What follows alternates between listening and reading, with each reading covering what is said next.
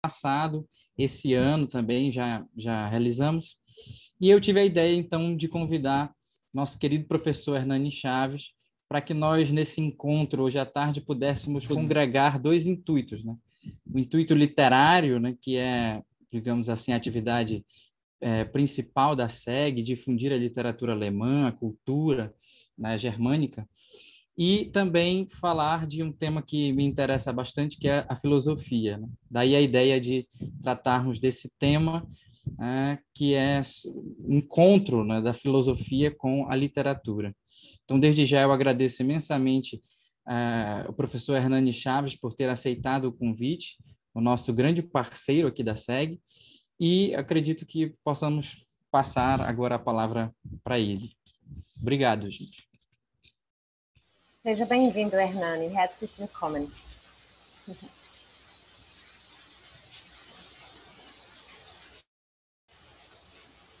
Está? Hernani, o seu microfone está mutado. Okay. Agora sim. Ok. Boa tarde a todas e todos. Agradeço mais uma vez a possibilidade de fazer uma atividade na Casa de Estudos Germânicos. É sempre um prazer, uma alegria para mim estar aqui, principalmente quando podemos contar na casa com a presença importante de Kátia, e também participar dessa espécie de despedida, entre aspas, do Ian Aquilino de suas atividades na Casa de Estudos Germânicos. É sempre uma alegria para mim, é sempre uma emoção, porque eu me lembro exatamente de quando eu pisei na Casa de Estudos Germânicos pela primeira vez, com apenas 17 anos, para cursar a disciplina de língua alemã no antigo ciclo básico das universidades federais do ensino superior na década de 70. O ensino superior na década de 70 ele era organizado de uma maneira muito diferente da que hoje vocês mais jovens conhecem. Naquela época, nós precisávamos fazer um primeiro ano, que se chamava o ciclo básico.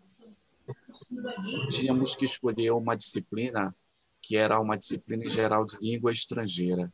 Na verdade, por questão de horário, não por nenhum objetivo específico, eu me matriculei no alemão. Tem microfones abertos, não é? Está muito ruim. Eu, então, sempre... tem microfones abertos. É muito ruim para quem está falando. Eu vou logo tentar desmutar as pessoas e colocar esse aviso aqui no chat novamente. Sim. Ok? Então, como eu estava dizendo para vocês, eu não tinha nenhum objetivo específico. Era uma questão de horário e também de oportunidade, porque a Casa de Estudos Germânicos ela ficava situada fora do campus, no Largo.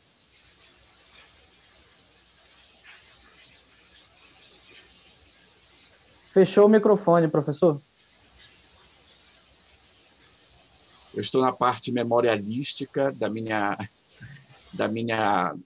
entrada pela primeira vez na Casa de Estudos Germânicos. Como eu estava dizendo, foi uma entrada apenas por ajuste de horário, não havia nenhum interesse específico para um garoto de 17 anos estudar alemão, porque a Casa de Estudos Germânicos ficava no Largo da Trindade, ao lado da igreja, e logo depois, do outro lado da praça, era a Faculdade de Direito e mais adiante a Escola de Teatro da UFPA. Então, como também, ao mesmo tempo, eu era aluno da Escola de Teatro da UFPA, então era para mim muito cômodo fazer a disciplina de alemão na casa, de 16 às 18, e depois ir para a Escola de Teatro, que era do lado da Casa de Estudos Germânicos. Eu nunca imaginei que o estudo de língua alemã se tornasse para mim mais do que um hobby, mais do que uma coisa ocasional, uma forma de viver, mais do que aprender uma língua estrangeira e aprender uma cultura, se torna também o meu ganha-pão, né, também, que me ajuda no salário da UFPA. porque eu também me tornei um tradutor da língua alemã, e também, como eu estava dizendo, por um modo de viver, porque a minha convivência de muitos anos na Alemanha e com a cultura alemã também tem uma influência muito importante na minha maneira de viver, na minha maneira de ver o mundo. Eu digo brincando hoje, com todo o discurso politicamente correto, que eu sou um eurocêntrico da Ilha do Marajó, de Soure, na Ilha do Marajó, com muito orgulho. É claro que isso contém ironia. Ok? Bom, nesse seminário, eu quero dizer que eu vou levar a coisa como um seminário. Eu não tenho um texto, não é uma palestra, não é uma conferência, é um seminário. Ou seja, alguma coisa que pode nos ajudar a compreender um pouco do tema, né? Do tema que nós estamos que foi proposto aqui e que a gente pode, de certa forma, ajudar a entender. Então, uma palestra não é bem isso, né? Uma conferência também não é bem isso, mas é um seminário. Mas eu esqueci uma coisa, eu preciso pegar uma água. Então, eu tenho que 2 minutos, um segundo, pegar uma água.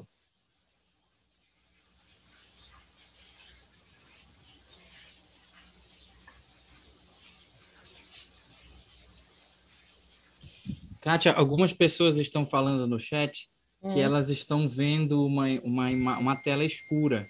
Então, pode ser que elas tenham fixado a tela delas mesmas aqui no... sem a possibilidade de que apareça a tela da pessoa que está falando. Sim, eu estou procurando aqui agora, se aproveito esse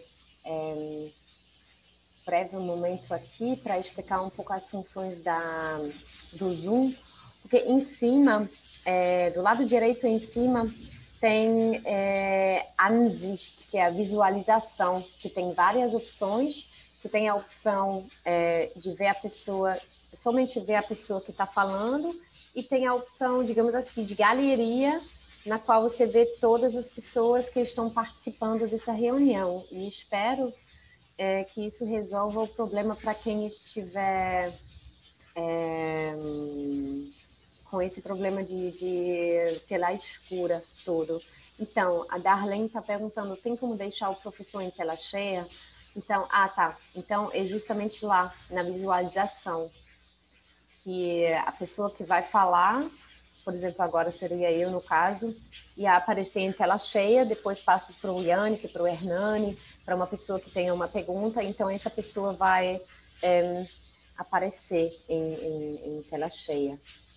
E sou eu que tenho que fazer isso? Não, é uma questão assim, de preferência, de visualização por parte dos participantes. Tá ok. Então, vamos continuar, não é? Como eu estava dizendo para vocês. Então, eu vou propor aqui uma forma de um seminário onde eu possa falar um pouco para vocês. Se eu tivesse tido tempo, eu tinha preparado alguma coisa para colocar na tela, mas, enfim, uma série de ocupações. Vejam, nós podemos falar desse tema Nietzsche e a literatura de várias maneiras. Nós podemos falar, por exemplo, de como das referências que Nietzsche faz a escritores. Devo dizer para vocês que a palavra literatura, que o conceito de literatura é um conceito muito recente. Ele é um conceito da passagem do século XVIII para o século XIX. E Nietzsche tinha uma distância crítica em relação a essa palavra. Aquilo que se fazia na Alemanha como Literaturwissenschaft, quer dizer, ciência da literatura. Ele tinha um pouco ele tinha uma distância crítica em relação a isso. Se vocês verem, existe um site muito importante para quem estuda Nietzsche, que se chama Nietzsche Source. Ele é sediado em Weimar, na biblioteca Ana Amália de Weimar, que é a responsável pelo espólio de Nietzsche. E nesse site, que é maravilhoso, você pode procurar todas as palavras a ocorrência de uma palavra na obra de Nietzsche. E tem que colocar, enfim, colocando literatura, né? Literatura em alemão, você encontra 4 referências apenas nessa palavra e 4 referências em cartas. Ou seja, Nietzsche não dava muita importância para essa palavra literatura. Por quê? Porque para ele era muito difícil separar, não é? Por exemplo, nesse Begriff, nesse conceito, nessa ideia de literatura, digamos, Shakespeare, que está lá no começo do século XVI, XVII, enfim, ou os gregos que estão lá na tragédia, no século V a.C., entendeu?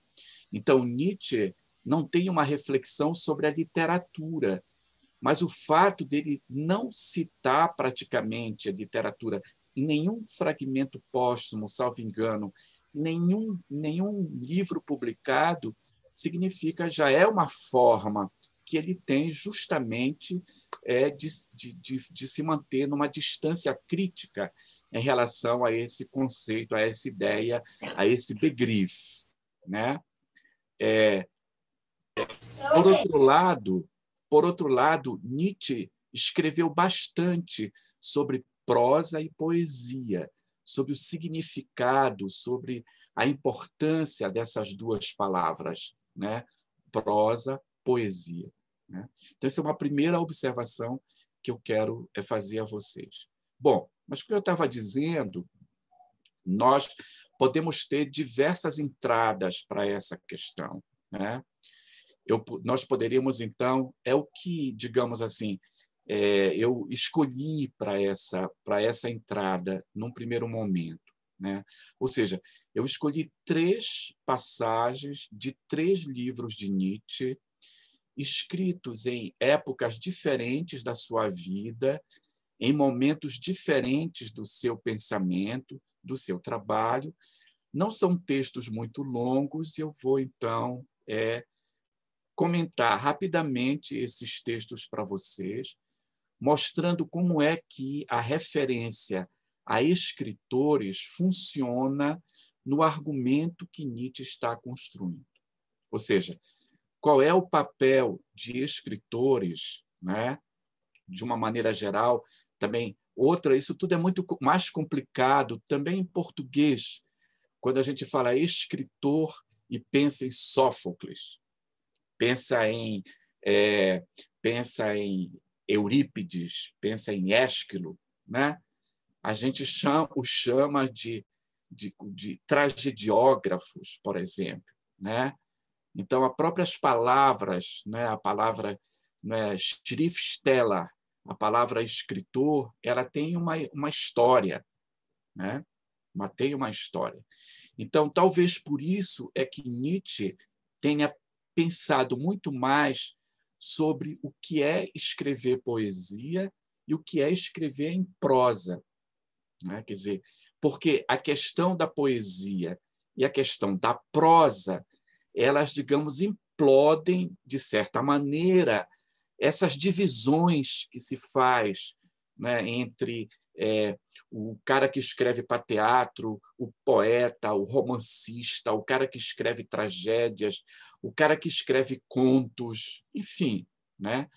Quer dizer, para Nietzsche, o importante era o ato de escrever, muito mais do que o gênero, né, da escrita, né? Isso, a sua própria atividade, como, digamos, como escritor também, né? Essa própria atividade que ele tem é muito mais ligada à experimentação com diversos gêneros, né? Com diversas formas de escrever, com diversos estilos, né? Que ele escreveu durante a sua vida saudável, enquanto ele pôde escrever, né? Bom, então, eu vou dar inicialmente o exemplo de um aforismo de Humano Demasiado Humano 1, do primeiro livro de Humano Demasiado Humano, que é publicado em 1877.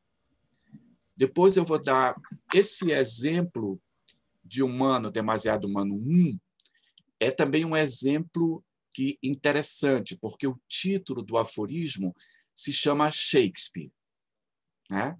Quer dizer, a referência ao nome de um conhecido autor de peças de teatro, de tragédias e de comédias, né? Embora o Shakespeare já tenha um papel fundamental na história, né, do teatro, porque é com ele que nós vamos encontrar, de uma forma muito expressiva, essa ideia do tragicômico, porque, por exemplo, na Grécia, ou você escrevia tragédia ou você escrevia comédia, né? E era impensável que numa tragédia pudesse haver elementos da comédia e vice-versa, que na comédia pudesse haver elementos da tragédia. Então, o Shakespeare é o primeiro que fura esse modelo clássico, não é? Por quê? Porque nós vamos encontrar, tanto nas comédias quanto nas tragédias, elementos que misturam, né, as características clássicas desses gêneros, né? Tá?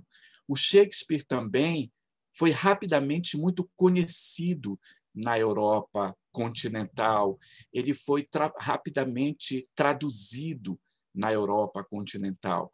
Então, o Shakespeare já era uma figura de grande importância, né? De muita importância, né? Ele já tinha um significado consolidado no século XIX, na segunda metade do século XIX, quando Nietzsche escreve esse aforismo. Então, atrás desse aforismo, tem não apenas o pensamento de Nietzsche, mas tem todo um debate de Nietzsche com as interpretações de Shakespeare, né?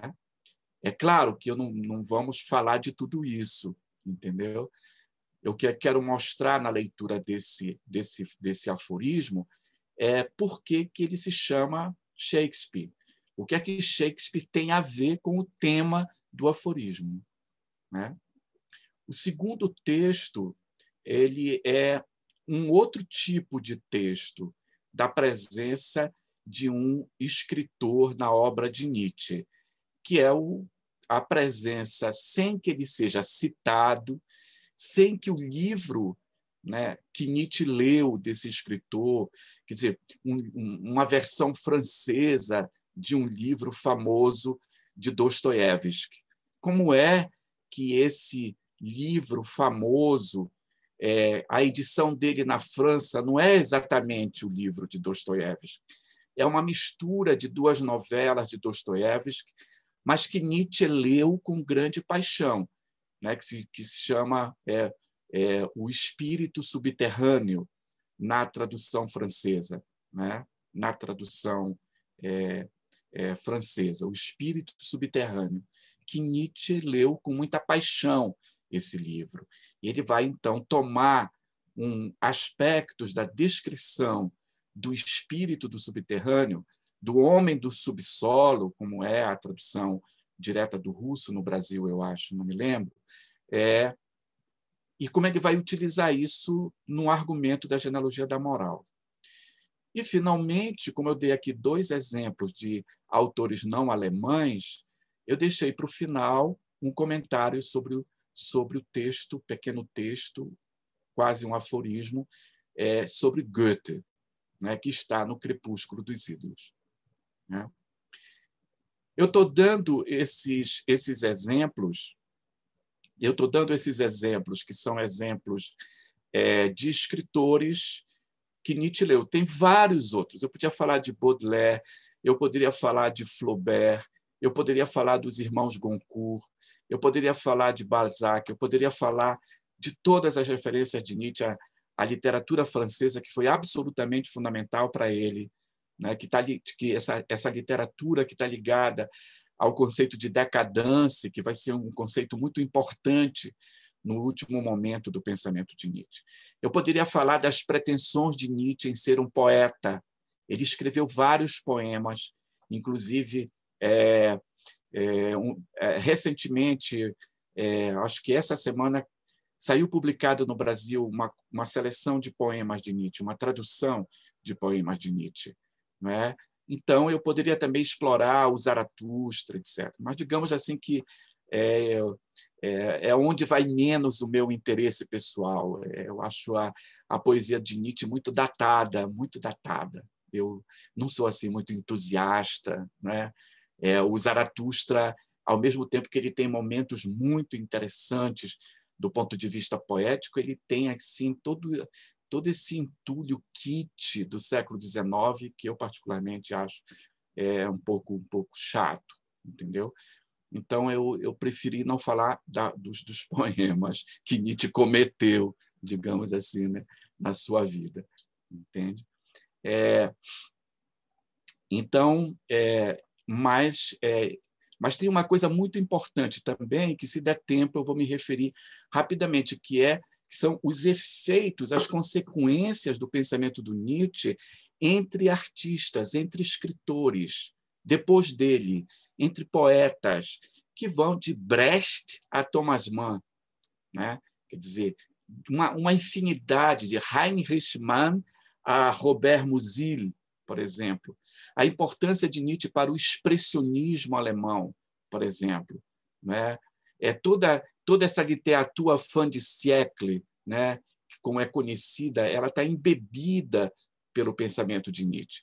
Existe, por exemplo, uma coletânea chamada Nietzsche und die deutsche Literatur, né? Nietzsche e a literatura alemã. São 2 volumes, né?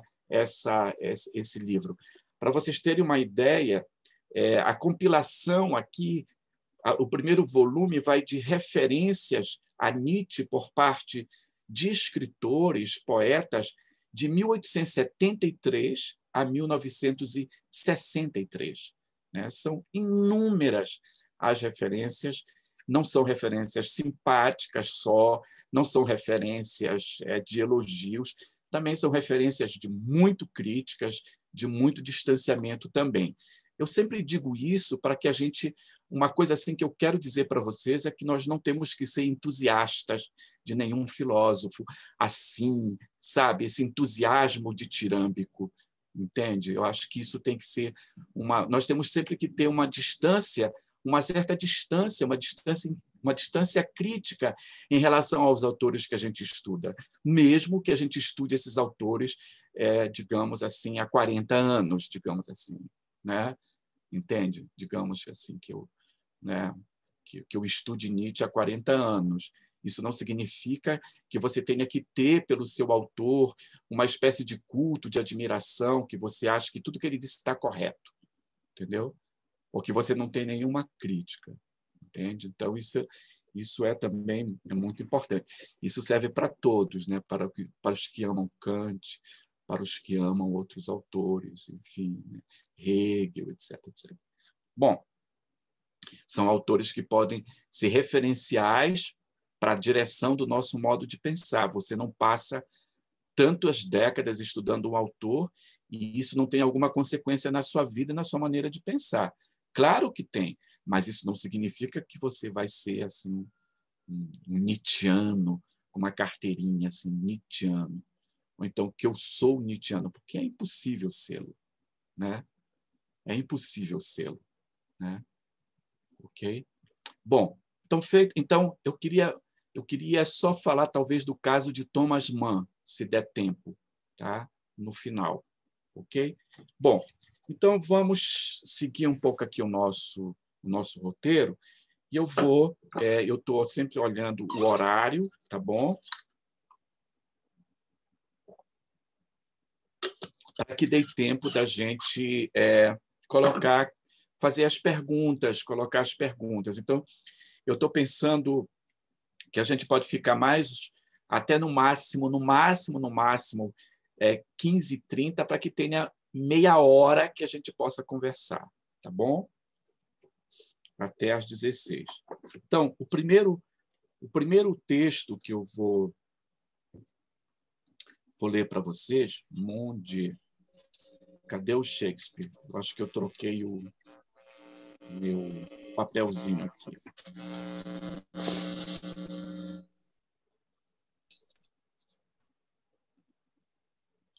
O 61. Ok. Então, o primeiro texto que eu vou me referir é o aforismo de número 61, que está no primeiro volume de Humano Demasiado Humano, um livro que Nietzsche publicou em 1877. E eu vou aqui simplesmente seguir a tradução de Paulo César de Souza para o volume editado pela Companhia das Letras. Esse aforismo 61, ele está no capítulo 2º do livro, que se chama Contribuição à História dos Sentimentos Morais. Então, o título desse capítulo, Contribuição à História dos Sentimentos Morais, já é muito significativo e nos dá uma pista para uma compreensão mínima desse aforismo que se chama Shakespeare. Ok? Então, eu vou ler, ele é curto, ele não é muito longo, ele é médio, digamos assim. Eu vou ler para vocês. Saber esperar é algo tão difícil que os maiores escritores não desdenharam fazer disso um tema de suas criações. Assim fizeram Shakespeare em Otelo e Sófocles em Ajax. Se Sófocles, tivesse deixado o sentimento esfriar por um dia apenas, se este Ajax, tivesse deixado o sentimento esfriar por um dia apenas, seu suicídio já não lhe teria parecido necessário, como indica a fala do oráculo.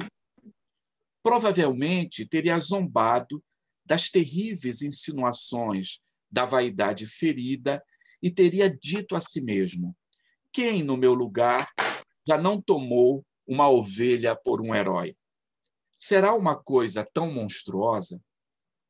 Pelo contrário, é algo humano e comum. Dessa forma, Ajax poderia se consolar. A paixão não quer esperar. O trágico na vida dos grandes homens está frequentemente não no seu conflito com a época e a baixeza de seus semelhantes, mas na sua incapacidade de adiar por 1 ou 2 anos a sua obra. Eles não sabem esperar, né? Em todos os duelos, os amigos que dão conselhos devem verificar apenas uma coisa: se as pessoas envolvidas podem esperar. Se este não for o caso, um duelo é razoável, pois cada um diz a si mesmo: ou eu continuo a viver, e então ele deve morrer imediatamente, ou o contrário. Em tal caso, esperar significa sofrer por muito tempo ainda o horrendo martírio da honra ferida diante de quem a feriu, o que pode constituir mais sofrimento do que o que vale a própria vida. Né? Então, fiz uma primeira leitura desse texto, agora eu vou fazer rapidamente algumas observações sobre ele. E aí eu releio passagens dele.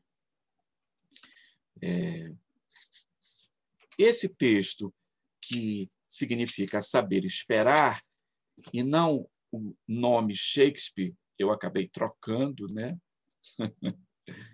Eu acabei trocando o 61 pelo 125. Enfim, mas ele me serve muito bem, de todo modo, para aquilo que a gente está conversando aqui. Então, a primeira coisa é que o título do aforismo se chama Saber Esperar. Mas o aforismo, no seu texto, ele chama atenção para o fato de que é justamente não saber esperar que faz com que Ajax ou ainda Otelo tenham, né, alguma semelhança. Né? Ou seja, tanto Ajax quanto Otelo não sabem esperar, não souberam esperar. Né? O que significa, então, a referência literária, tanto a Ajax quanto a Otelo? Ajax é uma tragédia muito menos conhecida de Sófocles, né? quer dizer, o general ateniense, do grego, que vai se suicidar com a sua própria espada, né? Ele finca a espada no chão e se joga em cima da espada, né? Bom, então, vejam aqui. Aqui tem uma questão fundamental, que é a questão da espera. Ou talvez, se a gente for pensar um pouquinho por analogia, a questão da esperança, né? A esperança de que algo possa mudar, e por isso você tem que saber esperar. A esperança de que algo diferente possa acontecer e que possa, por exemplo, lhe livrar de um mal, lhe livrar de um sofrimento, né? Vejam que o título desse segundo capítulo é justamente Contribuição à História dos Sentimentos Morais, né? Aqui tem toda uma discussão com um amigo de Nietzsche chamado Paul Ré, né? Famoso Paul Ré, com quem Nietzsche viveu um trisal sem sexo, com a famosa Lou André Salomé. Eu vi, há 2 dias atrás, esse filme, chama Lou, que se passa, vocês podem ver no Telecine, que é a história justamente de Lou André Salomé, essa mulher maravilhosa, não é? Que botou quase todos os homens no chinelo, digamos assim, né? Então, o Paul Ré, ele escreve um livro que se chama Contribuição aos Sentimentos, a origem dos preconceitos, né, e dos sentimentos. Eu estou totalmente falando de improviso, vou certamente esquecer os títulos, desculpem as pessoas, principalmente os nietzschianos, aqueles que podem assistir um dia essa aula, tá bom? Mas, enfim, é muito importante que tenha um debate de Nietzsche aqui nesse livro com o livro do seu amigo, né? O seu amigo Paul Ré, com quem ele dividiu esse trisal sem sexo com Lou André Salomé. Veja, então, é bom até eu ter trocado o aforismo, ter aberto o livro num outro aforismo, porque agora nós vamos ter uma relação entre Shakespeare e Sófocles. Essa é uma relação muito importante, né? Porque todas as vezes que Nietzsche relaciona positivamente um outro escritor, um outro autor, com os gregos, com os trágicos gregos, isso significa que Nietzsche tem um enorme apreço, né, por esse outro escritor. Por isso, então, essa relação entre Ajax e Otelo mostra o apreço que Nietzsche tinha por Shakespeare, né? Bom, o aforismo, portanto, ele diz respeito à ideia de que o gesto trágico, né, que Nietzsche designa aqui como sendo a paixão que move o herói. Pensemos em Otelo, né, e sua paixão desmedida pela famosa Desdémona na peça de Shakespeare, né? Então, qual é a contribuição, né, que, a partir das referências a Ajax e a Otelo, né, se pode ter para uma história dos sentimentos morais? Vejam, Nietzsche usa a palavra história, que é muito, muito, muito importante, né?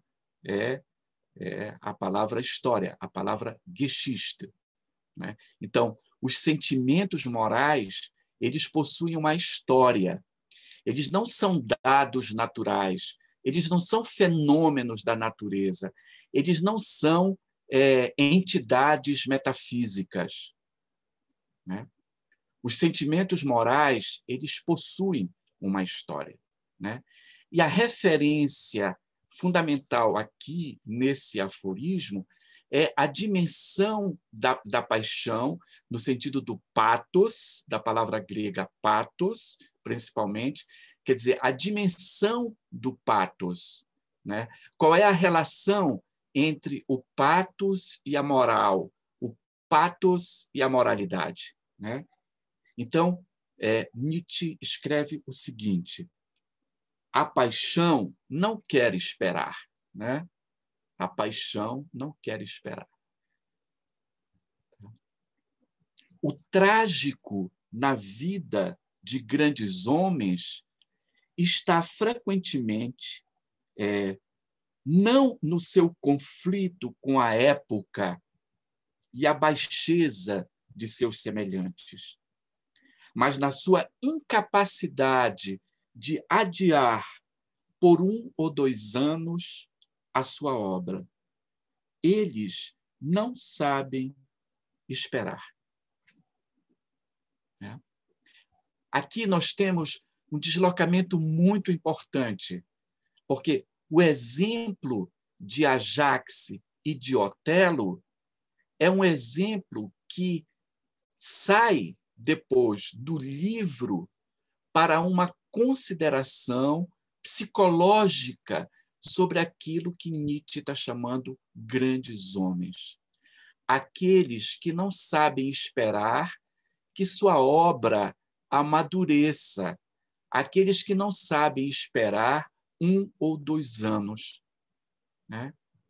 Então, vejam, a paixão do não saber esperar, que é apresentada de uma forma modelar através das personagens literárias, né? Agora usando literárias, ela é trazida por Nietzsche para uma reflexão sobre aquilo que ele está chamando do humano.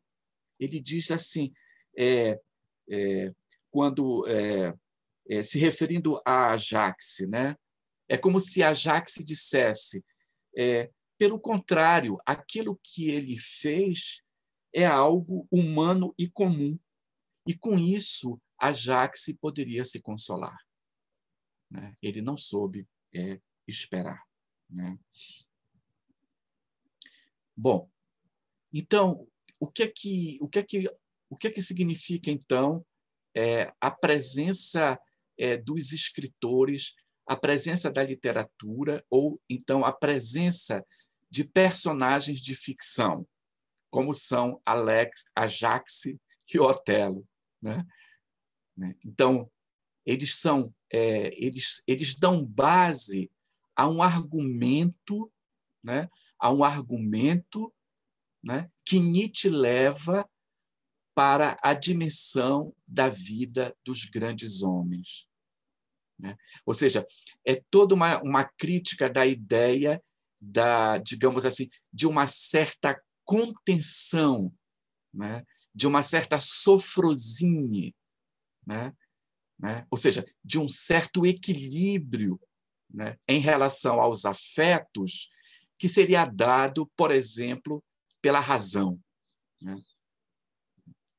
Ao contrário, Nietzsche está dizendo que os grandes homens, e aqui os grandes homens fora da ficção, os grandes homens na história, os grandes homens na vida, né? O grande homem é aquele justamente que vive essa dimensão trágica que é proporcionada pela paixão, por um tipo específico de paixão, ou pelo que é próprio da paixão, que é o não querer esperar, o ser impaciente, digamos assim, né? O exemplo que Nietzsche dá no final desse aforismo é o exemplo do duelo, que era uma prática ainda muito comum no século XIX, né? Resolver a coisa pelo duelo. Então, minha honra foi ferida, então eu, mesmo que seja por um amigo, eu vou desafiá-lo para um duelo, né? Ou seja, se as pessoas envolvidas não podem esperar, ou seja, se não podem adiar para amanhã, para antes ter uma conversa, para tentar solucionar o problema, dirimir o conflito, né? Um duelo é razoável, pois cada um diz a si mesmo: ou eu continuo a viver, ou então ele deve morrer imediatamente, ou o contrário. Em tal caso, esperar significaria sofrer por muito tempo ainda o horrendo martírio da honra ferida diante de quem a feriu, o que pode constituir mais sofrimento do que o que vale a própria vida. Né? Entende? Quer dizer, com isso nós podemos ver exatamente como é que funciona, é um exemplo de como é que funciona a referência literária no pensamento de Nietzsche. Tá bom? Então, ele recorre à literatura, não é? Ele interpreta, né, tanto o Ajax como o Otelo à sua maneira, né, como aqueles que não sabem esperar. Né? Aqueles que, enfim, que não sabem esperar. E relaciona esse não saber esperar, né, essa paixão de não querer esperar, né, com a dimensão trágica da existência. Né? Quer dizer, a dimensão trágica da existência é menos, digamos assim, deixar aquilo que é o contrário de deixar esfriar por um dia apenas. Né? A dimensão trágica da existência é não temer sacrificar a própria vida em nome, por exemplo, de não sofrer, né? De não sofrer mais do que o necessário. Né? Então, um dos sentidos possíveis para esse 61 de humano, demasiado humano 1. Ok? Bom, a segunda referência que eu falei para vocês será uma referência, então, agora, uma referência onde o nome do escritor não aparece, onde o nome da obra não aparece.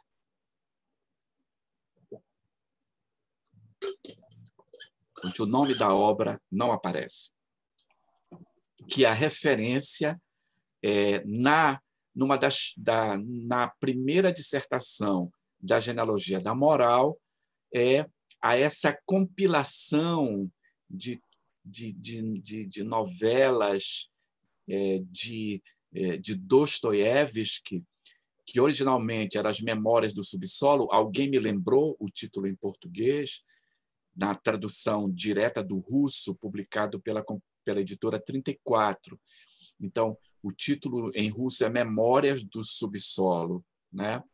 E a edição francesa, que era uma compilação de 2 novelas do Dostoiévski, tinha o título L'Esprit Souterrain, o espírito subterrâneo.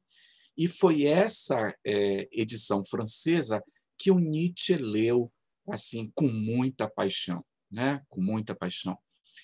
Depois que o Nietzsche se aposentou precocemente com problemas de saúde, ele se tornou mais um andarilho, né? Ele, então, na época do inverno, ele procurava climas mais quentes por causa da sua doença, né? Das suas doenças. Então, ele ia muito para o sul da França, para Nice, principalmente, ou então para a costa da Itália. E no verão, quando era muito quente, ele ia para as montanhas da Suíça, por exemplo, para Sils Maria, né, na Suíça. Então, indo muito ao sul da França, por exemplo, lá em Nice, ele frequentava a biblioteca municipal da cidade. Então, ele ia lá com muita frequência para ler os jornais, para ler as revistas e também, né, como ele lia muito bem em francês, para poder emprestar livros da biblioteca ou mesmo ler na própria biblioteca. Né? Então, é lá que ele entra em contato com essa edição francesa de Dostoiévski. É claro que aqui também tem um enorme pano de fundo, que é justamente a chegada dos escritores russos, não só Dostoiévski, mas Turgenev, Tolstói, na Europa Ocidental. Né? Na Europa Ocidental. Né? Ou seja, a chegada dessa grande literatura russa, né? O russo, uma língua estranha, uma língua difícil, né? Então, a chegada quase que imediata dessa grande literatura russa, sem contar também os dramaturgos como Tchekhov, um pouco depois, né? Na Europa Ocidental. Essa grande literatura russa, ela é absolutamente importante para Nietzsche. Ele conhece, por exemplo, Pais e Filhos, de Turgenev, ainda na época de Humano Demasiado Humano. E essa obra do Turgenev é muito importante para a concepção de niilismo, né? Para a ideia de niilismo. Né? Por exemplo, né? Ele conhece, por exemplo, também a obra de Tolstói e a edição francesa de Ma Religion, Minha Religião, de Tolstói, também é fundamental para Nietzsche, né?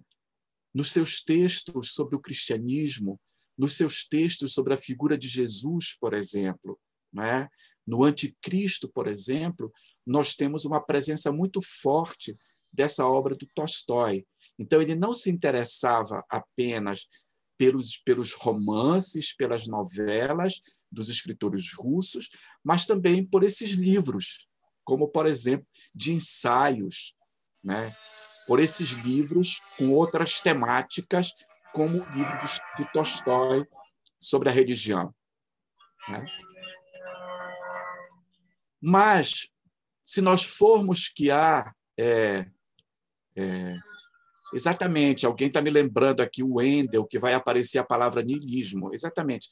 Eu já escrevi um pouco sobre isso, Wendel. É porque eu estou com a memória um pouco ruim, né? Mas eu tenho um texto que é sobre Prosper Mérimée, que tem a ver com Turgenev, né? Com a leitura de Pais e Filhos no Círculo de Wagner, por exemplo. Tá ok? Bom, então finalmente, talvez Dostoiévski seja aquele que explicitamente foi o mais celebrado por Nietzsche. Abri um pouquinho a minha janela, porque passou a chuva. Ele foi talvez o mais celebrado por Nietzsche. Né? Quer dizer, Nietzsche escreve com muito entusiasmo nas cartas a propósito da sua descoberta de Dostoiévski, a propósito dessa coletânea que ele leu, né? Com o título de L'Esprit Souterrain, o espírito subterrâneo em francês, e Memórias do Subsolo, né? Que é um livro, é uma novela curta, mas extremamente trágica, né? Digamos assim. A descrição que Dostoiévski faz daquilo que ele chama o homem do subsolo, ou daquilo que a tradução francesa chamou o l'esprit souterrain, né? O espírito subterrâneo. Né? Então, ele lê isso e, é claro, ele se identifica com essa história, né? Com a história um pouco desse homem que é descrito à semelhança de um animal, né? Por Dostoiévski, né? E ele vai usar várias imagens desse livro, né? Por exemplo, na Genealogia da Moral, que é de 1887, né? Ele vai usar várias imagens desse livro. Numa das suas primeiras apresentações no livro, do conceito de ressentimento, do conceito de ressentiment, né? Tem um livro de um intérprete de Nietzsche muito importante no Brasil, chamado Antônio Edmilson Pascoal, que se chama exatamente Nietzsche e o Ressentimento, publicado pela editora Humanitas, que é uma editora do Departamento de Filosofia da USP. Humanitas, não tem mais a editora. Mas nesse livro você encontra toda a reconstrução dessa relação de Nietzsche com Dostoiévski. É uma referência para aqueles que se interessam sobre o tema. Então, eu vou ler para vocês o trecho. Tá? O trecho dessa coletânea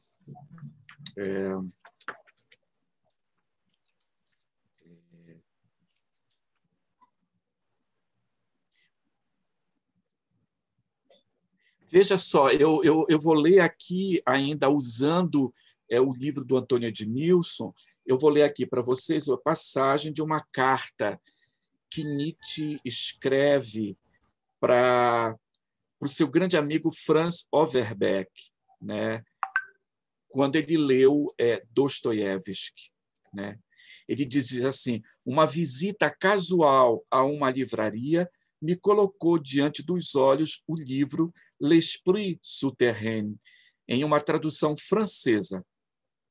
Tão casual quanto me ocorreu aos 21 anos de idade com Schopenhauer e aos 35 com Stendhal. O instinto de parentesco, ou como poderia eu chamá-lo, falou de imediato.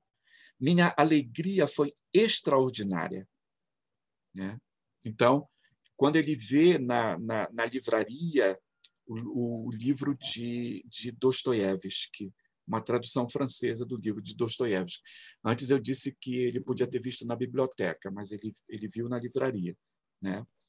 Então, e, ao mesmo tempo, como ele relaciona Dostoiévski com Stendhal e com Schopenhauer. Né? Então, é interessante, como se houvesse um parentesco entre os três, que está relacionado, entre outras coisas, com a dimensão do trágico, né? Com o papel do sofrimento, da dor, da morte. Né? Então, essa passagem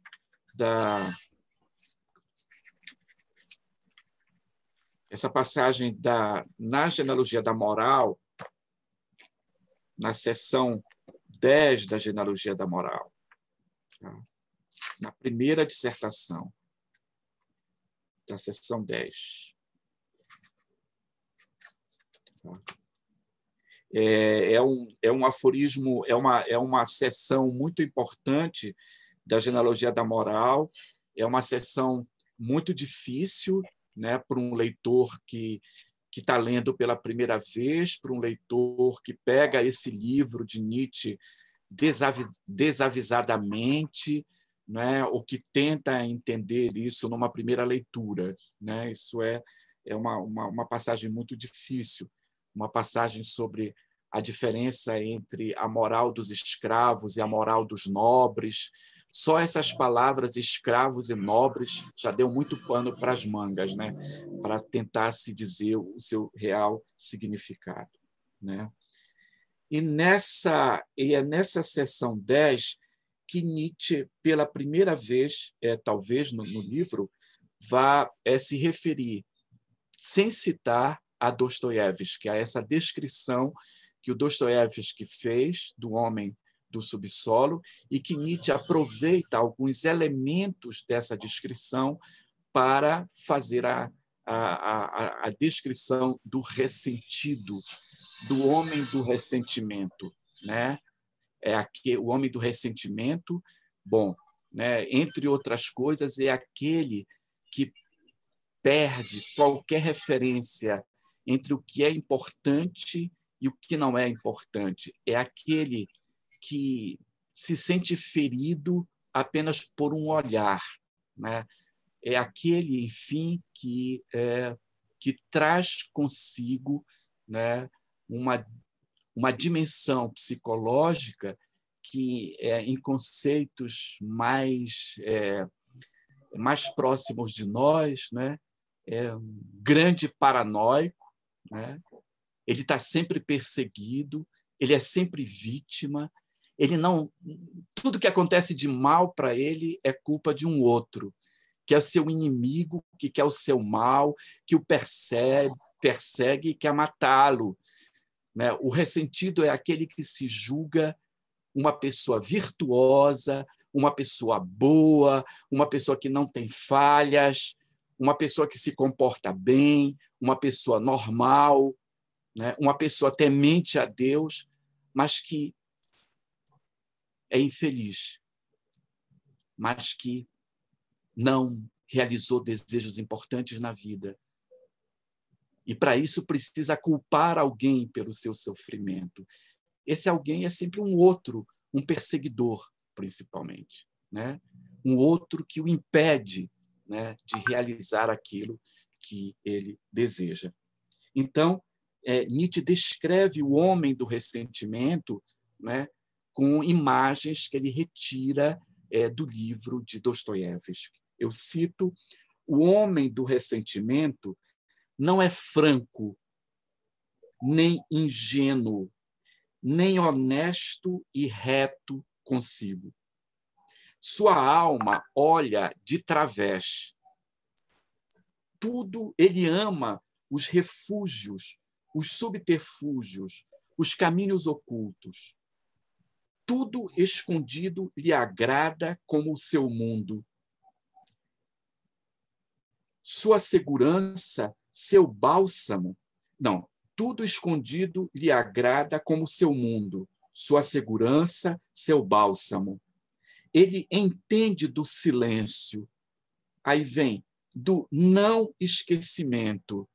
Aí vem uma palavra-chave que vai nos conectar com o primeiro aforismo que a gente leu de Humano Demasiado Humano, da espera.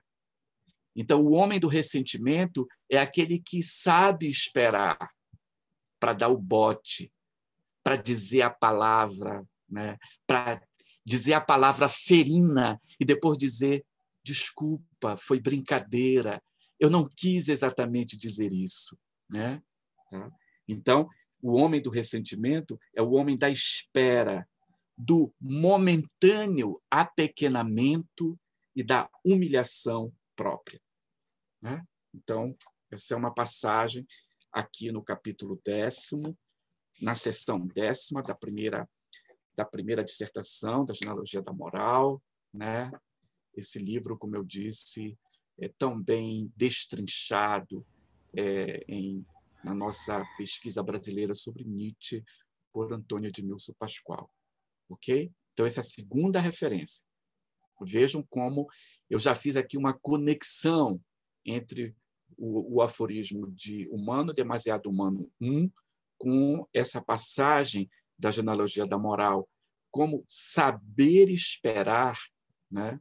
Saber esperar e a espera, né? A espera, como se, né, justamente, né, essa ideia da esperança por que vai melhorar, essa esperança, ela é, digamos assim, no caso de Humano Demasiado Humano, um sentimento moral cultivado justamente para que nós não possamos viver a vida numa dimensão que está além, né, dessa circunscrição atual dos sentimentos morais, né?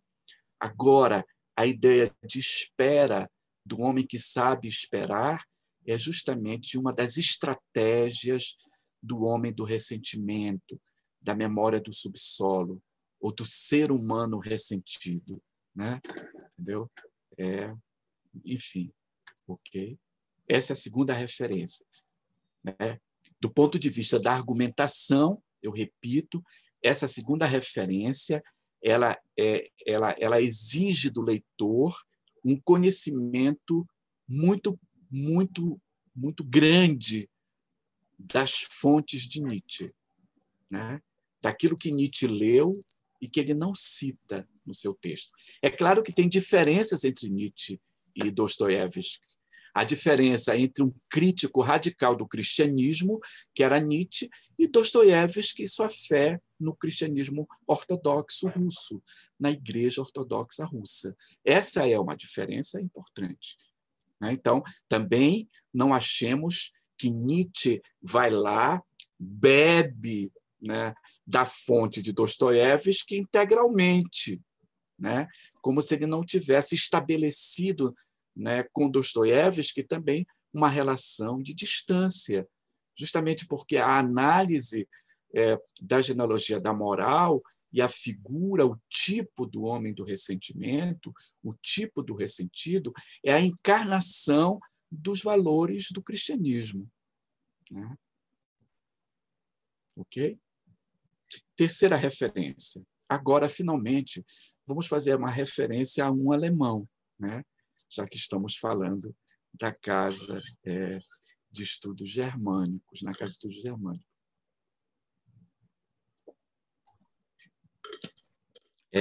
E aquele que é considerado o maior de todos os nomes da literatura alemã, né, da cultura alemã, mais do que da literatura, da cultura alemã, o símbolo do classicismo alemão, né, o ponto mais elevado, né, que há,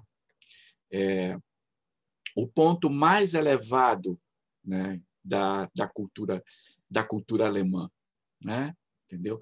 Não por acaso, né, a irmã de Nietzsche, quando ela ganhou a tutela dele, né, na justiça, ela tira a tutela de Nietzsche, que já estava louco, e que a tutela era da mãe de Nietzsche. Ela tira, né, a tutela de Nietzsche, né, que passa para ela, e a primeira providência que ela toma é de transferir, né, a família, de se transferir para a cidade alemã que representava, né, esse ponto alto da cultura alemã, através da figura de Goethe, mas também da figura de Schiller, que é justamente Weimar.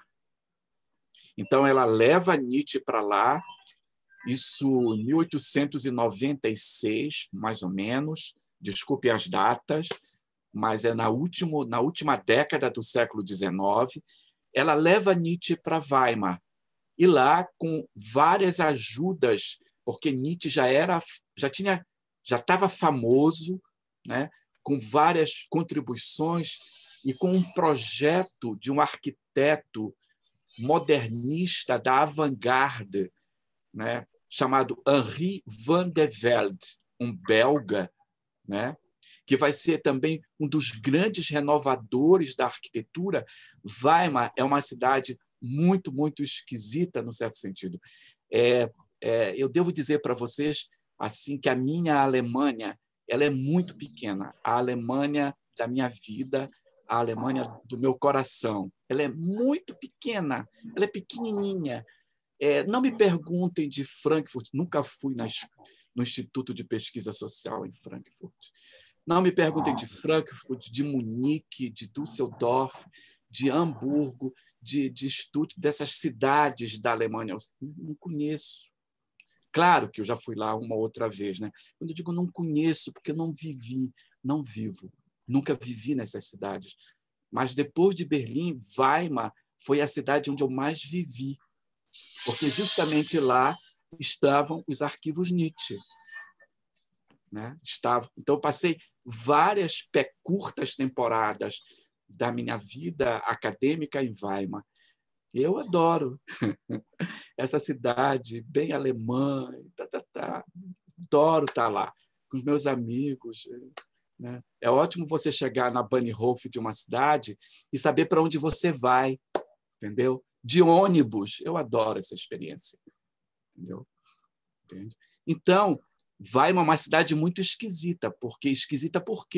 Porque é uma cidade do classicismo, o teatro de Weimar, na frente do teatro Goethe e Schiller, as estátuas, do outro lado a casa de Schiller e, ao mesmo tempo, a Kunsthalle de Weimar de arte moderna, porque Weimar também foi, sabe, foi o lugar da Bauhaus, um dos lugares da Bauhaus, da grande renovação da Bauhaus, da grande renovação, né? Das artes em geral, não só da arquitetura, né?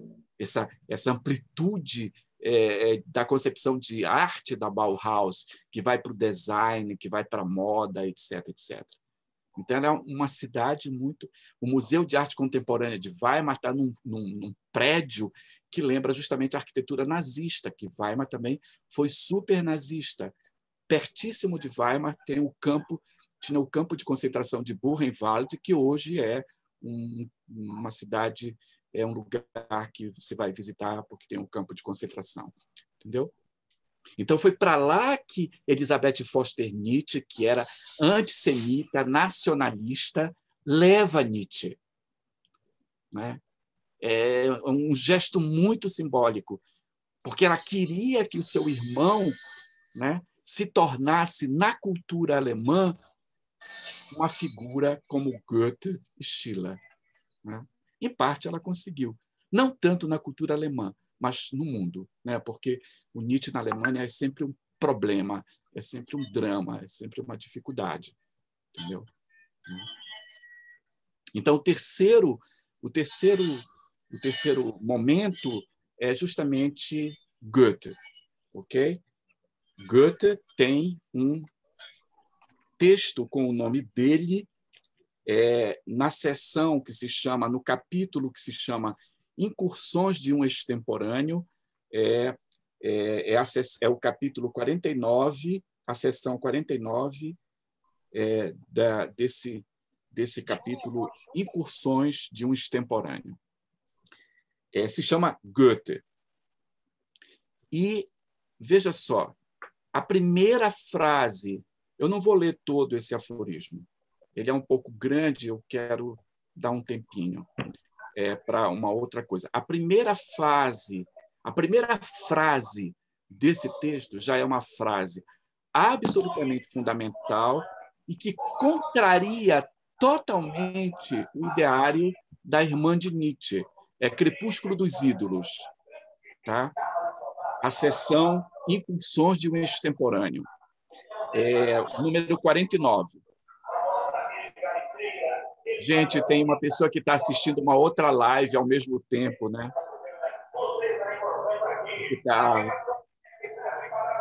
Eu espero que não seja uma intromissão na nossa live, né? Eu já estou tentando, de tantos participantes, de mutar a pessoa, mas bom, obrigada, Hernani, pode seguir, eu estou cuidando disso já. Bom, então, a terceira seção, que se chama Goethe, quer dizer, o terceiro exemplo, que se chama Goethe, ele começa justamente no contrário, quer dizer, quando Elisabeth Foster Nietzsche leva Nietzsche para Weimar, é porque Weimar é o centro, né, desse culto do classicismo alemão, né, com as figuras de Goethe e Schiller. Né, Goethe e Schiller. Né? Tem agora vem muitas lembranças de Weimar. Né? Eu tenho que descrever esse livro, né, sobre essas pequenas histórias, pequenas lembranças dessas minhas temporadas em Weimar. E começa assim: não um acontecimento alemão, mas europeu. A primeira frase, ou seja, isso tem a ver justamente toda a crítica que Nietzsche faz do nacionalismo alemão. Toda a crítica que Nietzsche faz às considerações de Goethe como um patrimônio nacional, como o patrimônio da cultura alemã. Goethe é um bom europeu. Né? O que é um bom europeu para Nietzsche? Né? É justamente aquele, veja só, aquele que não tem uma nacionalidade, no sentido, não no sentido jurídico. É claro que Nietzsche era um alemão e que Goethe era um alemão, mas no sentido simbólico. Né? É aquele que não tem uma nacionalidade. Né? Essa é a grande figura do bom europeu. Tem um aluno que vai defender sua dissertação agora em abril, sobre o bom europeu, sobre os bons europeus, né? Então, eu acabei de ler a última versão, então tudo isso está muito forte na minha cabeça. Então, não é? Ele é um europeu, ele não é um alemão. Aí vocês vão dizer assim, mas então é o eurocêntrico, o etnocêntrico, etc, etc. É todas essas coisas que agora são lançadas contra os filósofos, né? Entendeu? E por isso que eu digo assim, com muita ironia, no sentido forte da palavra ironia, eu sou um eurocêntrico da Ilha do Marajó. Eu sou um eurocêntrico de Soure, entendeu? Eu acho que tem enfim, bom. Então, por quê? Porque a gente tem que entender o que é a Europa. O que é que Nietzsche está chamando de Europa? Né? E o que é a Europa? A história do nascimento de Europa, né? Lá no mito grego, que tem a ver com Dionísio, etc. Então, Goethe não é um acontecimento alemão, mas europeu. Uma formidável tentativa de superar o século XVIII. Ele é um extemporâneo nesse sentido, né? Com um retorno à natureza, com um ascender à naturalidade da Renascença. Aí, é claro, tem toda a relação do Nietzsche com a Renascença. Uma espécie de autossuperação por parte daquele século. Né? Entende?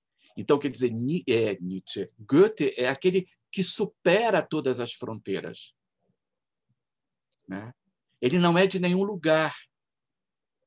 Né? Quer dizer, ele é um europeu, né? E aqui tem esse sentido também, né? Daquele que não tem horizonte próprio, que não tem um lugar. Né? Ele é uma formidável tentativa de superar o século XVIII com um retorno à natureza, uma espécie de autossuperação por parte daquele século. Tem aqui o retorno à natureza, que não é Rousseau, não é o retorno à natureza no sentido de Rousseau. Né? Mas isso aqui tem a ver com o papel do corpo, dos afetos, das paixões, né? Na obra de Goethe. Né? Tá? E esse aforismo, esse chama de aforismo, né? Esse texto, essa sessão termina, né?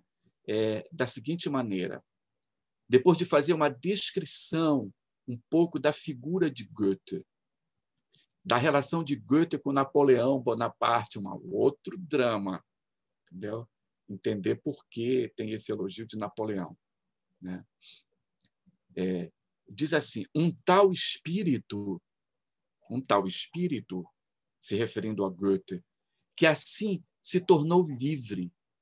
A ideia do espírito livre nos últimos momentos do pensamento de Nietzsche. Né? Uma das características do espírito livre é justamente não ter nacionalidade, num certo sentido, ser um apátrida, ou seja, de não reivindicar para si qualquer forma de nacionalismo, né?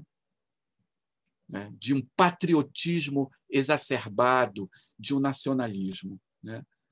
Um tal espírito que assim se tornou livre acha-se com alegre e confiante fatalismo no meio do universo, né? Na fé de que apenas o que está isolado é censurável. Né? Se você insiste em dizer a identidade alemã, a representação do Brasil, de qualquer lugar. Estou dando exemplo aqui da Alemanha, porque estamos falando de Goethe. Né? Quer dizer, a fé, quer dizer, ele é um alegre e confiante fatalismo no meio do universo, na fé de que apenas o que está isolado é censurável, de que tudo se redime e se afirma no todo.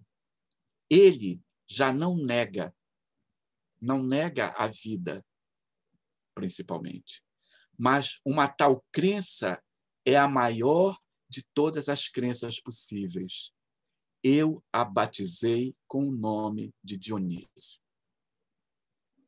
Né? Então, exatamente esse é o maior elogio que Nietzsche pode fazer a alguém, que é de associá-lo ao nome de Dionísio. Né? Ou seja, a essa figura que representa na sua obra a figura fundamental da afirmação da vida. E afirmar a vida é afirmar a tragicidade da vida, a dor, o sofrimento, a morte. Né? Então, né, não, a alegria, e mais ainda, transfigurar a dor, o sofrimento e a morte numa alegria. Não negar a sua existência, mas, mesmo assim, viver com alegria. Essa é uma das ideias possíveis para se pensar no que Dionísio representa, né? Como nessa ideia de afirmação da vida que Dionísio representa. Né? Então, a função dos escritores Shakespeare, Dostoiévski, Sófocles e Goethe, nesses exemplos que eu dei aqui, ela é absolutamente fundamental para os argumentos de Nietzsche, porque a obra deles, e de certa forma, no caso do Goethe principalmente, o seu modo de vida, que vão se tornar, para Nietzsche, um aspecto fundamental do seu argumento. Isso ressoa, por exemplo, numa frase de Freud, que foi um leitor intenso de Nietzsche, quando ele diz que os artistas anteciparam a psicanálise. Né? Para Nietzsche, Dostoiévski foi um grande psicólogo, por exemplo, ele diz isso. Foi o único psicólogo que ele deveria ouvir. Isso ele diz entusiasmado, depois ele muda. Né? Ok? Nós temos 3 minutos antes para eu encerrar a fala, para a gente passar as questões, tá bom? Que eu não sei se eu peço para a Kátia selecionar questões, ou se eu olho aqui no chat as questões. Eu vou olhar no chat e vou, porque a gente não vai ter tempo. Mas a última coisa que eu quero dizer para vocês é que a filosofia de Nietzsche, o pensamento de Nietzsche, a escrita de Nietzsche, o seu estilo teve uma grande, grande influência na literatura posterior a ele, nas artes posterior a ele, e não apenas na Alemanha. Né? Não apenas na Alemanha. De tal forma que Nietzsche vai estar diretamente relacionado com a renovação que nós chamamos de modernismo, né? No campo das artes, no campo da literatura. Ele foi extremamente importante para o expressionismo alemão, por exemplo, né? No caso da pintura, em especial para um movimento que se chama Die Brücke, a ponte. O próprio título desse grupo, né, que está ligado, por exemplo, a pintores como Kirchner, né, vários, eles tiraram de uma passagem do Zaratustra. O homem é uma ponte, né, entre o super-homem, aquelas coisas do Zaratustra, entendeu? Né? Lá em Berlim tem o Museu de Brücke, que é um museu maravilhoso, pouco conhecido porque está fora do centro histórico de Berlim, está longe, mas estava perto da FU, da Freie Universität. Então, nas minhas horas vagas, eu adorava ir lá no Museu de Brücke, rever mais uma vez as obras, ler coisas, etc, etc. Entendeu? Mas talvez aquele que é considerado... Eu quero dar 2 exemplos só nesse 1 minuto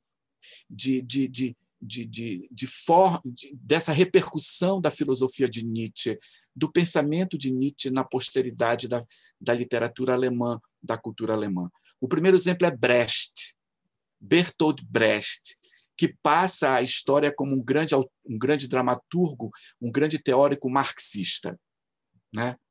Mas a primeira peça de Brecht, do jovem Brecht, que é Baal, que se chama Baal, né, B-A-A-L, ela é impregnada da oposição entre apolíneo e dionisíaco. O próprio Brecht, que era jovenzinho, com 21, 22 anos, ele conta sobre isso em cartas, nos seus relatos, nas suas pequenas anotações autobiográficas. A segunda repercussão do pensamento de Nietzsche em Brecht tem a ver com a crítica de Nietzsche a Wagner, né? Crítica de Nietzsche a Wagner. Brecht tem um texto que se chama Por uma Poética Não Aristotélica. E ele retoma o Nietzsche, a crítica de Nietzsche a Wagner, nesse texto, justamente para criticar a consideração dos efeitos da tragédia como sendo a catarse no seu sentido clássico, né? Uma espécie de identificação do espectador com a obra, que é a chave da indústria cultural, né? Que nós nos identifiquemos com a obra, que nós choremos juntos, que nós não temos nenhuma distância crítica em relação ao que está se passando na tela do cinema, na novela de televisão ou no BBB, né? Então, essas duas coisas para Brecht. E a outra figura é a figura de Thomas Mann. A relação de Nietzsche com Thomas Mann, de Thomas Mann com Nietzsche, que é uma relação muito, muito conflituosa, muito, muito conflituosa. O Thomas Mann, num determinado momento, vai aceitar a identificação de Nietzsche com o nazismo, né? Mas a grande obra, uma das, talvez, para mim, que é o romance, né, que mais importante do século XX, pelo menos, para não dizer mais importante do século, mas na literatura alemã, que para mim que é Dr. Fausto, de Thomas Mann, nós temos lá a presença de Nietzsche em vários momentos, de proximidade e de distância, até porque o personagem principal, que é o Adrian Leverkühn, aquele que faz o pacto com o diabo, o Thomas Mann, isso ele fala em vários momentos, ele escreve um livro que se chama A História do Fausto, da escrita do romance, que se chama O Romance do Romance, né? Ele fala sobre isso várias vezes, né? Como a figura do Leverkühn, ela tem traços da vida de Nietzsche, da personalidade de Nietzsche, né? E como vários conflitos no romance, por exemplo, entre a civilização e a cultura, entre a cultura e a barbárie, o papel da música, tudo isso está impregnado de Nietzsche, de Wagner, de Schopenhauer. Era isso. E aqui nós temos ainda uma meia hora para a gente poder falar um pouco. Eu posso dar uma olhada no chat, eu já vi várias questões. Eu sei que o Nietzsche suscita muitas, muitas, muitas questões, né? Muita curiosidade, muitas questões. Então, espero estar em condição de responder as que forem possível responder. Então, eu vou abrir aqui o chat, Kátia. Tá bom? Vou olhar. Que bom. Vou abrir lá em cima. Então, tem várias perguntas já no chat. Eu já estava até diretamente perguntando se... Bom, vamos fazer junto, Yannick e eu, essa moderação do chat, organizar as perguntas. Ótimo, então façam isso. Queria dizer para os participantes aqui que tem um botão de reações também, que simplesmente tem a reação de levantar a mão, ou talvez seja mais fácil de simplesmente escrever no chat. Tem uma pergunta para se manifestar, aí vamos fazer uma pequena, digamos assim, fila de perguntas, comentários e considerações. E, bom, em primeiro lugar, Hernani, te agradeço muito por todas essas referências, por todo esse, digamos assim, input, como se diz hoje em dia, né, desse seminário. E vamos, então, nas perguntas do chat. Yannick, você vai querer começar com uma das perguntas que estão aqui, visíveis para todos? Sim, Kátia, a questão é que a gente pode acabar sei se a gente tenta pegar as lá de cima, porque desde que a aula está rolando, tem gente fazendo perguntas, né? Ó, o Rafael Eu, perguntou, por exemplo, a relação sobre o niilismo literário russo com o pensamento do Nietzsche. Yannick, tenta assim fazer que tenham três coisas é, que, é, Se relacionem? que se relacionem, que assim talvez a gente vá um pouco mais rápido, né? Eu vou tentar dar respostas muito curtas, senão a gente não consegue, não é? Sim. Tá, o Rafael perguntou dessa relação sobre o niilismo, que aparece na obra, na literatura russa, e o pensamento do Nietzsche. Ah, aí, uma pergunta do Geraldo Brandão sobre a questão da relação Nietzsche-literatura no nascimento da tragédia. O Francisco Xavier pergunta se, na crítica à modernidade, Nietzsche dá alguma indicação da superação do niilismo moderno na literatura ou na arte. Ok. Queres responder essas? Vou ser absolutamente rápido aqui. Niilismo russo é importante, necessário, mas o Nietzsche vai numa outra direção, porque Nietzsche faz uma espécie de tipologia do niilismo. Ele distingue entre o niilismo reativo, passivo e o ativo. Ou seja, tem um tipo de niilismo, que é o niilismo ativo, digamos assim, o propulsor de novas formas de pensamento e de novas formas de vida. Ou seja, não é possível não ser niilista. Isso é um ponto. Agora, você não precisa ser um niilista cristão, né? Você não precisa ser um niilista que é como o próprio Dostoiévski, que essa é a diferença do personagem de Dostoiévski. O famoso personagem, que eu acho que é os irmãos Karamazov, se Deus não existisse, tudo seria permitido. Isso não se adequa ao que Nietzsche pensa. Né? Isso não se adequa ao que Nietzsche pensa. Por quê?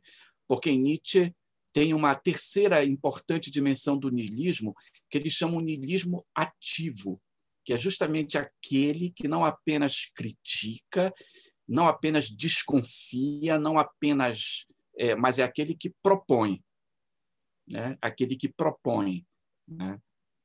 A proposta da transvaloração de todos os valores. Né? O Nascimento da Tragédia é um livro que é talvez o livro mais estudado, mais conhecido de Nietzsche. As referências literárias estão lá presentes, na forma principalmente dos tragediógrafos gregos, dos poetas gregos, que são importantes na consideração de Nietzsche, e também tem referências a Shakespeare, mas principalmente na figura de Wagner, né? Na figura de Wagner, lá no Nascimento da Tragédia. Como todo livro de Nietzsche, o papel aí da literatura é absolutamente fundamental, mas agora eu vou dizer um segredo para vocês. Eu inibo todos os alunos que querem estudar o Nascimento da Tragédia, porque ele já foi muito estudado, já foi muito lido, mesmo que não tenha sido muito bem compreendido, entendeu? Mas quando o aluno chega dizendo eu quero estudar o Apolíneo Dionisíaco, eu digo, olha, mas tem outros professores que estudam Nietzsche, você podia procurar outro professor, porque realmente eu acho que tem uma inflação de textos sobre o Nascimento da Tragédia e menos sobre os textos do segundo período. Quando o aluno chega para mim e diz assim, eu quero estudar a Aurora, um texto de Aurora, uns aforismos de Aurora, aí eu fico estimulado, porque aí eu vou estudar, eu fico estimulado para orientar. Mas o Nascimento da Tragédia é cheio de referências à literatura, mas é o livro mais difícil. É o primeiro, mas é o mais difícil. As possibilidades de superação do niilismo. O Nietzsche aqui e ali dá contas, dá exemplos disso. Por exemplo, na oposição que ele faz entre a Carmen de Bizet e as óperas wagnerianas. Quer dizer, a possibilidade de você pensar numa arte dionisíaca. Né? Quer dizer, Nietzsche não é apenas um crítico, ele também é aquele que propõe, né, alguma coisa. Ele não só fica lá criticando, ele também faz propostas, como se diz. E um desses exemplos é a maneira como ele lê a Carmen de Bizet, como exemplo de uma música dionisíaca, de uma obra dionisíaca, né?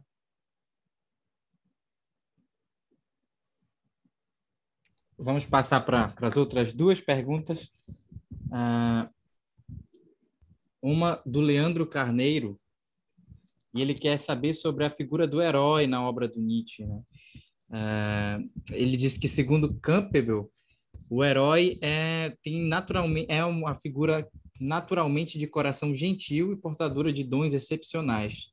Então, qual é a definição para o Nietzsche de herói?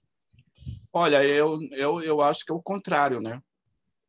Eu acho que é o contrário. O herói não é bonzinho. O herói trágico, ele é aquele que está num permanente conflito, né? O herói trágico é aquele que afirma a vida mesmo que ela lhe custe a vida, né? Os grandes homens, né, diz ele lá no aforismo de Humano Demasiadamente Humano, é aqueles que preferem se bater no duelo, se arriscar a morrer, do que continuar vivendo de uma forma dominada pelo sofrimento, entendeu? Então, a figura do herói em Nietzsche, me parece, é uma figura sempre orientada por essa dimensão do trágico, né? Da dimensão trágica da existência, da dimensão trágica da vida. Em qualquer circunstância. Isso também implica numa crítica do Nietzsche ao romantismo, né? É exatamente sobre isso a pergunta do Newton. Principalmente do romantismo da segunda metade do século XIX. Porque também o romantismo tem uma história na Alemanha, né? O romantismo tem uma história em qualquer lugar. Na Alemanha, uma coisa são os primeiros românticos, outra coisa é o romantismo da segunda metade do século XIX. Professor, a pergunta do nosso amigo Newton Chagas, né, é exatamente sobre essa questão da crítica ao romantismo, como se ele fosse um movimento de decadência, né? O termo que o Nietzsche utiliza. Mas esse é o romantismo da segunda metade do XIX. Não é uma referência ao primeiro no romantismo, ao romantismo dos irmãos Schlegel, de Novalis, etc., etc. Não é? De Hölderlin, é uma crítica, não uma crítica do primeiro romantismo, mas é uma crítica de uma espécie de decadência do próprio romantismo, que acontece principalmente na segunda metade do XIX. Então, a crítica incide muito mais aí. A crítica aos primeiros românticos é outra, mas os primeiros românticos são interlocutores fundamentais, e há uma distância enorme entre eles e a história do romantismo no século XIX, né? A segunda parte da pergunta dele questiona por que o Goethe se diferenciaria dos demais românticos. Primeiro, o Goethe tem várias, entre aspas, fases. Ele tem várias fases, né? Tem vários momentos, não é? O Goethe, por exemplo, está associado inicialmente, quando jovem, ao movimento Sturm und Drang, né? Tempestade e ímpeto, que é chamado o pré-romantismo, entendeu? Entende? Então, depois nós vamos encontrar o que se chama o abandono de Goethe do pré-romantismo, do romantismo, e aquilo que se chamou o classicismo, né? Digamos assim, né? Então, também para a gente entender um pouco essa posição do Goethe, porque, veja só, quando Nietzsche escreve sobre Goethe, ele escreve na segunda metade do XIX. Ele escreve visando a construção da imagem do Goethe, no que o Goethe se transformou. Entende? No que ele se transformou, em especial depois da morte dele. No que ele se transformou? Numa espécie, digamos assim, de ponto máximo da cultura alemã, como expressão da alma alemã. E é isso que o Nietzsche discute, né? Ele discute justamente essa ideia em nome da ideia do bom europeu, contra todas as formas de nacionalismo, de patriotismo, etc., etc., etc. Depois eu te digo, Newton, onde é que está o texto que eu escrevi há muito tempo sobre essas coisas, tá bom? Eu quero dizer que estou vendo uma pessoa aqui que eu não vi há muito tempo, que que é a Jussara Abe. Eu quero mandar um grande abraço para ela. Querida aluna, né? Ex-aluna, né? Já faz tanto tempo, né, Jussara? Bom, tem aqui o Luiz Modesto, né? Então, temos tempo ainda para mais uma rodada de questões.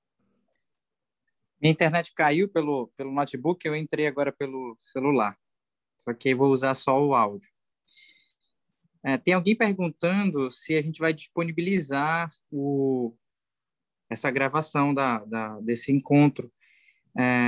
Eu acredito que a gente vai postar no canal do YouTube da SEG, muito em breve. Temos ainda algumas perguntas. Então, a questão é essa, se todo mundo concordar, se não, com o que está. Como, Kátia? Bom, a gente pode conversar sobre isso depois, se será disponibilizado, se não, enfim. Ok. O André Lobato pergunta, Nietzsche, ao olhar para a literatura de forma crítica, está inconformado com a moldagem do que eu queria dizer, entre aspas, para entre aspas, como tenho que dizer, desviando a espontânea expressão? Não, o Nietzsche está muito mais incomodado com a ideia de que existe uma ciência da literatura. De que, veja só, aquilo que nós chamamos de teoria literária nos cursos de letras no Brasil, tá? Chamamos de teoria literária. Em alemão se diz Literaturwissenschaft, né? Então, quando você se gradua em letras na Alemanha, você se gradua em Literaturwissenschaft, em ciência da literatura.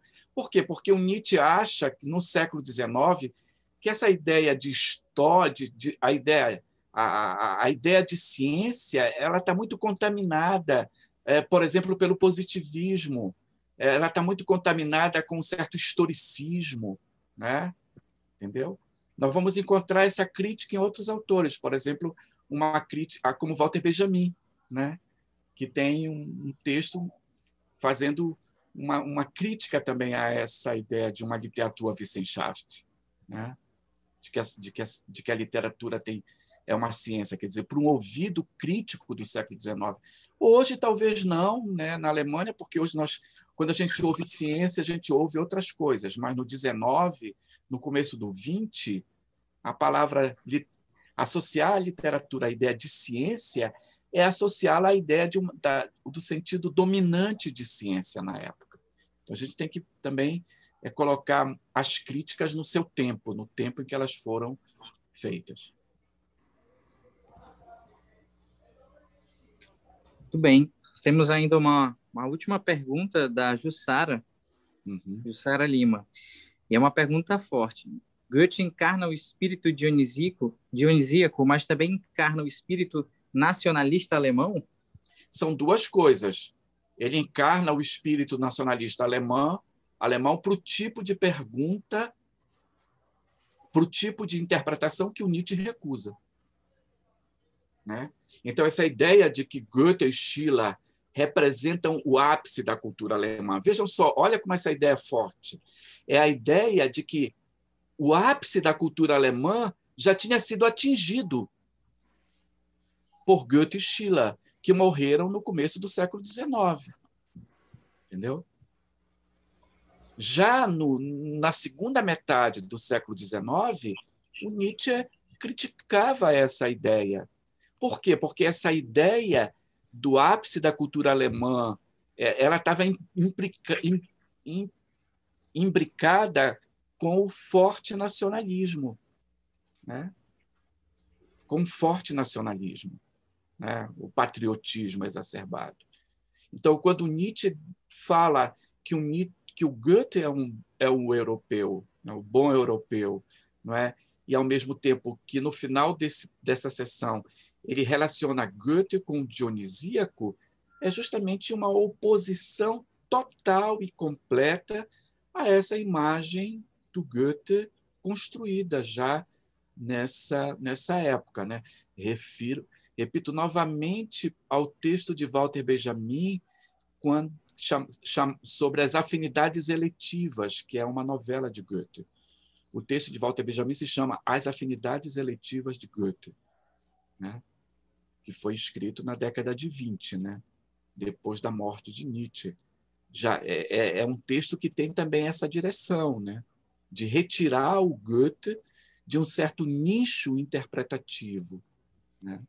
Propondo uma outra interpretação. Agora, o Nietzsche critica o Goethe também, né? Ele diz que é engraçado, porque em outro texto ele diz que o Goethe não entendeu o dionisíaco, né? Então, é uma diferença entre o texto o ensaio de Goethe sobre o sentido de catarse, né? A apreciação de Goethe do fenômeno dionisíaco, né? Da arte grega, e o escritor, o dramaturgo. Isso é uma diferença importante também. Isso acontece em vários outros aspectos, quer dizer, o escritor é uma coisa, com seus romances, com seus poemas. Uma outra coisa é quando ele resolve escrever ensaios sobre a época dele, sobre a arte, etc, etc. Às vezes, tem diferenças, né?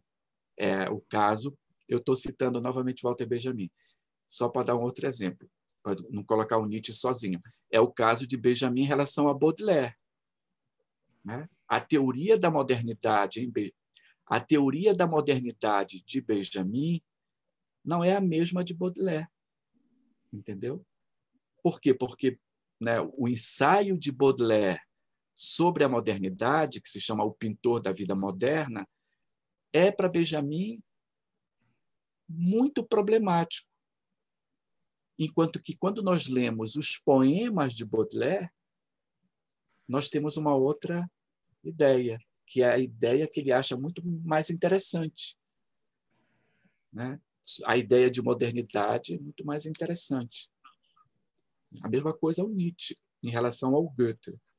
É uma valorização da obra, né, como dramaturgo, como poeta, como escritor, mas uma tensão com Nietzsche, com Goethe escrevendo sobre outras coisas. Ok? Então, encerramos as perguntas. Eu acredito que tem mais ninguém para perguntar. Por enquanto, também não tem mais perguntas nesse momento. Então, a gente agradece mais uma vez a participação do professor Hernani, que é sempre brilhante, né? Muito instrutiva. E aí, tu poderias comentar, Kátia, sobre as perguntas organizatórias, né, que eles fizeram no chat. Sim. Então, retornando às perguntas organizatórias, então era a questão da disponibilização do vídeo, que eu proponho que a gente envia para os participantes aqui presentes nesse seminário. E quanto a certificados, sim, iremos emitir os certificados, só que também já aviso que irá demorar um pouco, porque teve uma troca em termos institucionais. Então, como certificados da Casa de Estudos Germânicos, que administrativamente está submetida à PROINTER, a Pró-Reitoria de Relações Internacionais, preciso averiguar umas questões ou outras de uso de assinatura digital, né? Porque senão a gente já estaria com o modelo todo pronto, mas a gente está, digamos assim, nessa transição, então terá certificado sim, mas é bem capaz que não seja essa semana, provável que não seja a semana que vem, então agradeço desde já por uma certa, digamos assim, paciência nesse sentido, mas terá certificado sim, porque estamos averiguando o novo modelo de certificado nesse momento, porque não cabe somente a SEG de emiti-lo, no caso. Ou alguém vai precisar um certificado de forma muito urgente, porque realmente pode demorar um pouquinho, mas a gente vai emitir, se compromete a emitir mesmo, óbvio.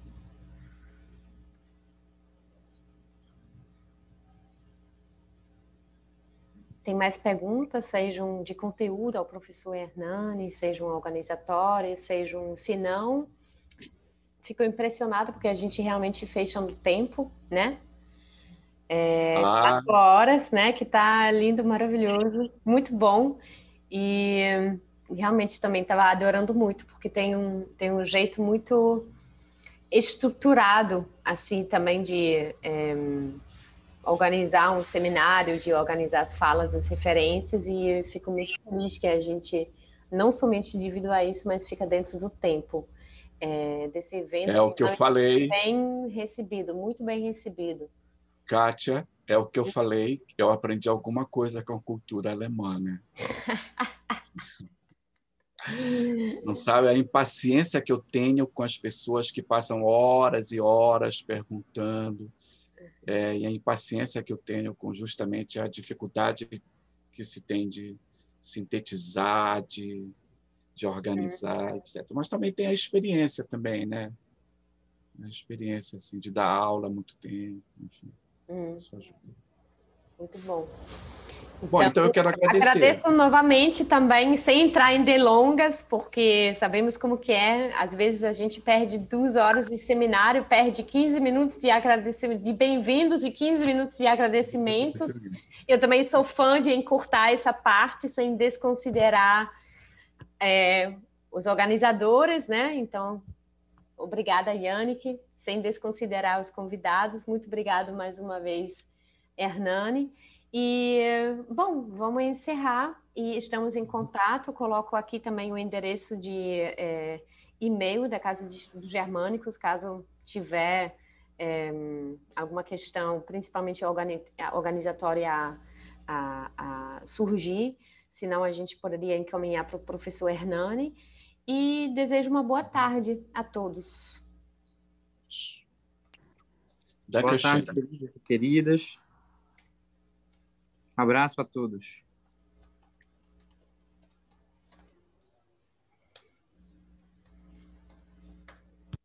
Bom, muito obrigada. Tchau, Kátia. Tchau. Falamos, Yannick, então. Tá bom. No particular. Obrigada. Tchau, tchau. Vou encerrar aqui. Tchau. Obrigada pela participação. Tchau, gente.